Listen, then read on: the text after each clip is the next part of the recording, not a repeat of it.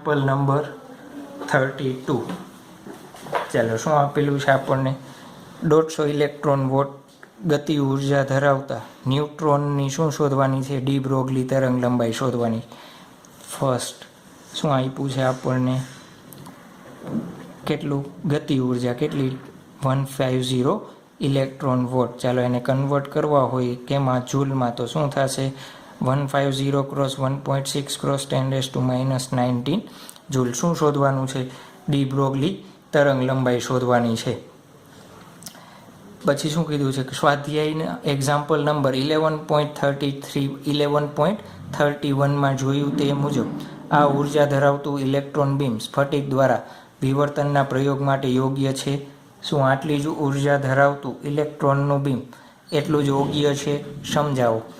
ચાલો પહેલાં તો આપણે શું શોધી લઈએ? તરંગ લંબાઈ શોધવાની કીધી છે ને, તો ન્યુટ્રોનની તરંગ લંબાઈ શોધીએ. શું શોધીએ આપણે? ન્યુટ્રોનની તરંગ લંબાઈ શોધી લઈએ. આપણને ખબર છે ન્યુટ્રોનની તરંગ લંબાઈ લેમ્બડા. ક્યારે? જ્યારે કેની કિંમત આપેલી હોય ત્યારે h અંડર રૂટમાં શું થશે? 2mn. n કેના માટે લખ્યો છે? ન્યુટ્રોન માટે લખેલો છે, બીજું કાંઈ છે નહીં. ચાલો hની કિંમત 6.626 ક્રોસ 10⁻34 અંડર રૂટમાં શું થશે? 2. mnની કિંમત આપણને રકમમાં આપેલી છે. કેટલી છે? 1.675 ક્રોસ 10⁻27. કેની કિંમત આપણને આપેલી છે 150 ક્રોસ 1.6 ક્રોસ 10⁻19. ચાલો આનું સાદું રૂપ આપશો એટલે આપણને આન્સર મળશે 2.38 ક્રોસ 10⁻12 મીટર. શું કીધું છે? સ્વાધ્યાયના 11.31 એક્ઝામ્પલમાં તો આપણને શું આપ્યું હતું? એક્ઝામ્પલ નંબર 11.31માં તરંગ લંબાઈ કેટલી લેવાની કીધી હતી? 10⁻10 મીટર લેવાની હતી. ચાલો જોવો જોઈએ આ તરંગ લંબાઈ અને આ તરંગ લંબાઈ. તો આ તરંગ લંબાઈ કેવી છે? ઓછી છે. તો આ તરંગ લંબાઈ ન્યુટ્રોનની તરંગ લંબાઈ કેવી છે?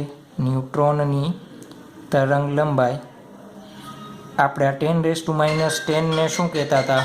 તરંગ લંબાઈ કેવી છે? આના કરતાં ઓછી છે. તો સ્ફટિકના વિવર્તનના પ્રયોગ માટે શું થશે?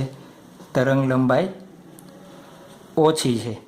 તો સ્ફટિક વિવર્તન પ્રયોગ માટે ઉપયોગ થશે નહીં.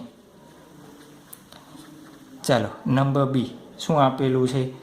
જો ઓરડાના તાપમાને 27°C તાપમાને, ચાલો 27°C કેમાં ફેરવી દઈ? કેલ્વિનમાં. કેટલા થશે? 300 કેલ્વિન. થર્મલ ન્યુટ્રોન સાથે સંકળાયેલી ડી બ્રોગલી તરંગ લંબાઈ શોધો. ચાલો 27°C તાપમાને ડી બ્રોગલી તરંગ લંબાઈ કેવી રીતના આપી શકાય આપણે?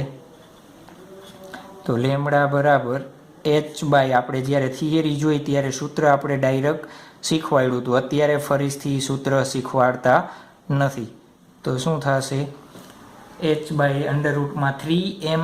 mn એટલે કેનો લખ્યો છે? ન્યુટ્રોન માટે. kb એટલે શું થાય? બોલ્ટ્ઝમેન અચળાંક. એની કિંમત કેટલી હોય? 1.38 ક્રોસ 10⁻23 જૂલ પર મોલ કેલ્વિન એની કિંમત હોય. ચાલો એ ટીની કિંમત આપેલી છે, બધી કિંમત આપેલી છે. તો શું કરી લઈએ? બધું ફાઇન્ડ આઉટ કરી લઈએ. શું થશે? -34 અંડર રૂટમાં 3 ક્રોસ mnની કિંમત 1.675 ક્રોસ 10⁻27.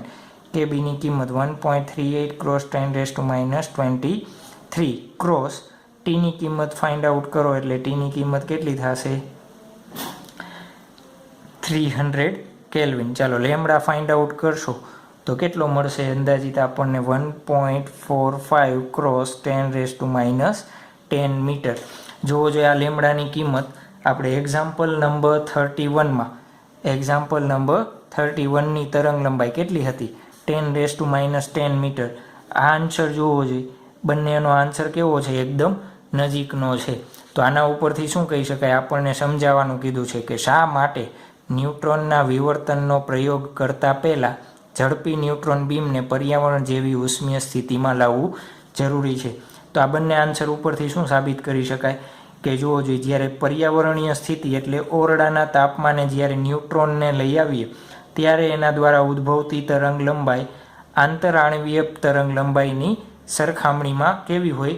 સરખી હોય છે. એટલા માટે શું કરવું પડે? આપણે જ્યારે પણ વિવર્તનના પ્રયોગો કરવા હોય ત્યારે ઇલેક્ટ્રોનની ગતિ ઉર્જાને કેમાં કન્વર્ટ કરવી પડે? ઉષ્મીય પરિસ્થિતિમાં લાવવું જોઈએ. તો આપણે માટે થઈ ગયો આન્સર નંબર બી અને એક્ઝામ્પલ નંબર 32.